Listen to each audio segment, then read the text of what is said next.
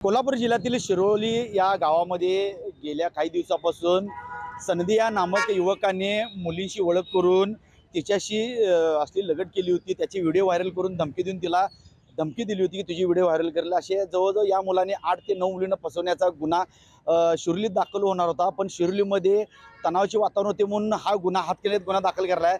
सनदीला आज न्यायालयात हजर केल्याचा न्यायालयाने 4 दिवसाची पोलीस कोठडी सुनावली आहे। पण आज संपूर्ण गावाने एकत्र येऊन गाव बंदची हाक दिली आहे। त्याला चांगला प्रतिसादही गाव बंदला दिलेला आहे। त्यामुळे गावातील नागरिक चौकाचौकात जमू झाले। कोणत्याही अनुचित प्रकार घडू नये यासाठी कोल्हापूर पोलिसांनी मोठा बंदोबस्त तैनात ठेवण्यात आला। आपणच या शिरोली चौकातील गावामध्ये आपण सध्या आहोत। बघितलं तर मोठा पोलीस बंदोबस्त तैनात करण्यात आला आहे कोणत्या अनुचित प्रकार घडू नये यासाठी।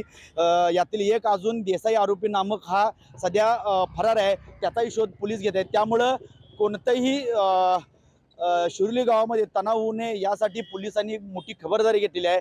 जे आंदोलन करणार आहेत, जे ग्रामपंचायतीमध्ये शिरोलीमध्ये मोर्चा करणार आहेत, त्यांना सध्या नोटीस पोलिसांनी बजावलं। त्यामुळं कोणताही अनुचित प्रकार घडू नये यासाठी पोलीस सतर्क राहून शिरोली गावामध्ये मोठा बंदोबस्त तैनात करण्यात आलेला आहे।